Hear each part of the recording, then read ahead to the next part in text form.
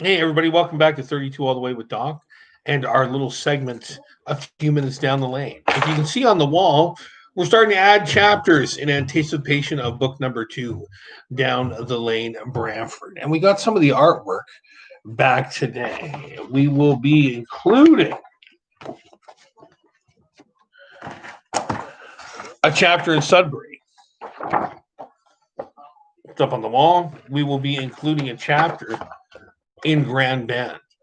Crafting this story and putting them together, I wanted a little more detail than I did in the first book. I want to try and tell the story of why these chapters are being put in specific areas. Depending on if you listen to law enforcement or you listen to the organizations themselves, they have vastly different reasons of why and where they put chapters. And I want my story to kind of make sense in the reason why. And these ones are a little more personal, actually. I'll reveal them as time goes on. But the chapter in Sudbury and the chapter in Grand Bend are both going to be dedicated to people. I don't want to put real names and all that in my book, but whenever there's a chance to kind of name someone who's been an influence or someone who has helped, or just a little in joke that other people might think is funny, I like to include that kind of thing. So we're going to include that on the wall. We're up to 4 chapters now. For anybody who's been following what I've been putting on Twitter and the little things I've been putting on Facebook and my other social media, basically what's happened is because of the ending of Down the Lane, the Royal City Riders are not allowed to wear an Ontario rocker. For those not familiar with how this usually works in this kind of environment, when you wear a province or a statewide rocker, you are basically telling everybody you are responsible for everything that goes on in that part of the world, right? And this can cause major problems with other people.